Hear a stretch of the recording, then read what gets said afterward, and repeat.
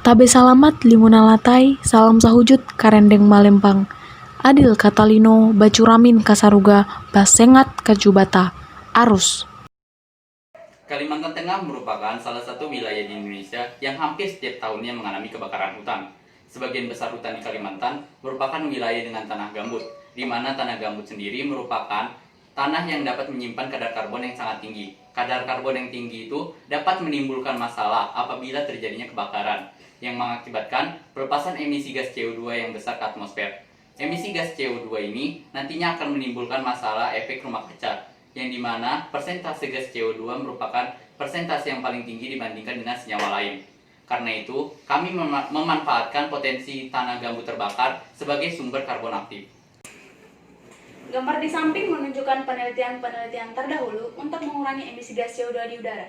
Metode-metode yang dilakukan oleh para peneliti antara lain teknologi membran, metode bioreaktor, catalytic converter, dan sintesis alumina silika.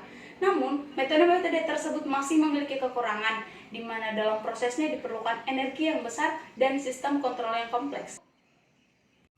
Karena itu, kami dari Universitas Palangkaraya dengan bangga mempersembahkan suatu ide baru tentang pengolahan lahan gambut terbakar dengan cara Sintesis adsorben Ni karbon aktif dari lahan gambut terbakar sebagai material penangkap gas CO2. Karbon aktif merupakan salah satu jenis adsorben yang paling banyak digunakan. Karbon aktif merupakan salah satu material berporin yang dapat menyerap senyawa atau molekul dalam berbagai spesies. Misalnya seperti logam, perak, dan emas. Namun karbon aktif bukan hanya dapat menyerap seperti logam, tetapi dapat juga menyerap berupa gas seperti CO2. Pada slide juga dapat kita lihat adanya animasi variabel karbon yang terjadi pada probe dengan metode kontrol. Metodologi penelitian yang kami gunakan ada 4 tahap. Yang pertama, karbonasi pada sampel tanah gambut terbakar. Sampel dibersihkan dari bahan pengotornya dan dipanaskan pada suhu 110 derajat Celcius selama 1 jam. Kemudian, diaktifasi dengan menggunakan aktivator kimia berupa NaOH, lalu disintesis dengan menggunakan prekursor nikel 2 nitrat yang telah dimineralisasi untuk impregnasi logam Ni. Selanjutnya, material yang sudah terbentuk kemudian dikarakterisasi dengan menggunakan XRD, SEM, FTIR, dan N2 adsorpsi dan desorpsi. Tahap terakhir dilakukan aktivitas dengan karbon aktif terimpregnasi logam Ni. Kemudian, material siap digunakan sebagai adsorben untuk menangkap gas CO2. Di samping menunjukkan uji aktivitas dari adsorpsi gas CO2, di mana pada tahap yang pertama dilakukan dengan mengalirkan gas helium dalam pipa reaktor. Ini dilakukan dengan tujuan untuk mendeteksi adanya kebocoran pada pipa reaktor. Setelah itu, air diisi dalam bak reaktor agar menjaga suhu tetap stabil. Kemudian, gas CO2 dialurkan dalam pipa reaktor, di mana gas CO2 dipisahkan dari gas-gas lain pada tabung yang pertama. Setelah itu dialirkan pada tabung yang kedua yang telah terisi karbon aktif yang terimpregnasi logam Ni. Tahap yang terakhir dilanjutkan pada tabung yang ketiga dan didiamkan di bawah tekanan 5,2 selama 1 jam. Setelah itu gas CO2 yang sudah benar bersih dapat dimanfaatkan untuk pengolahan gas emisi rumah kaca. Tanah gambut memiliki cadangan karbon yang sangat melimpah. Cadangan dari karbon tersebut tergantung pada kedalaman tanah gambut.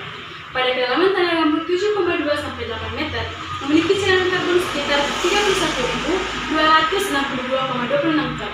Pada kedalaman 8,01 sampai 9 meter, memiliki cadangan karbon sekitar 27.738,09 ton.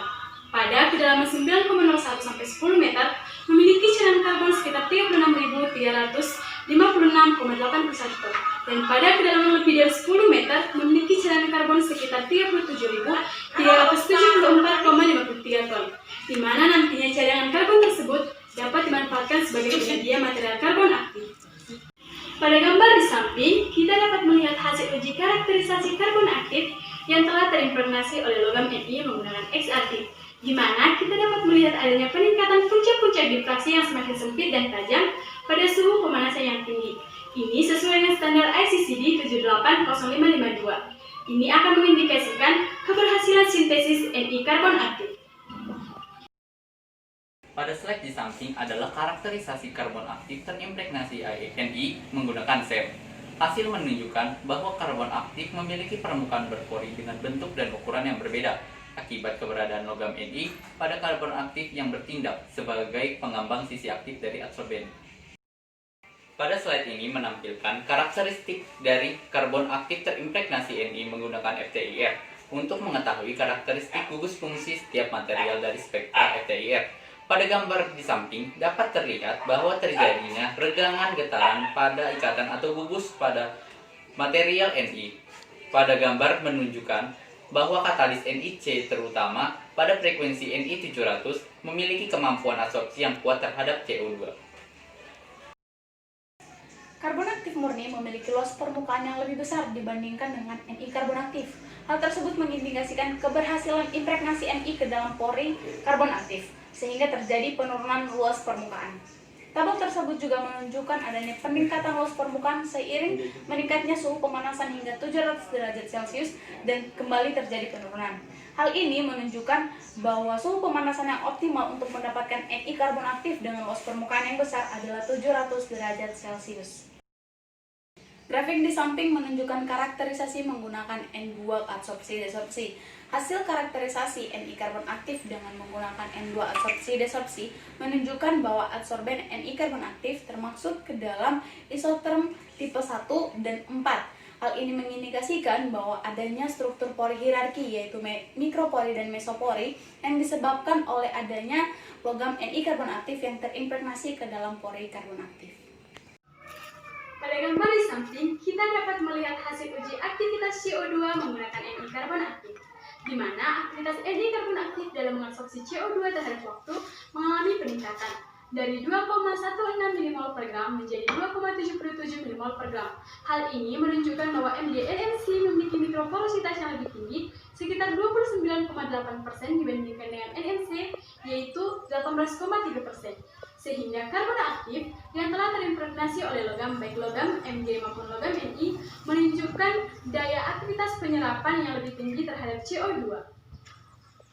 Dari pemaparan yang telah kami sampaikan, didapatkan kesimpulan yang pertama, Ni karbon aktif dari lahan gambut terbakar dapat digunakan sebagai adsorben. Yang kedua, adsorben yang terbuat dari karbon aktif memiliki luas permukaan yang cukup besar. Yang ketiga, karbon aktif memiliki daya serap yang besar sekitar 25-1000%. Yang keempat, impregnasi logam Ni ke dalam karbon aktif berperan sebagai penyedia orbital kosong sehingga terjadinya absorpsi kimia. Demikian pemaparan dari kami ucapkan terima kasih.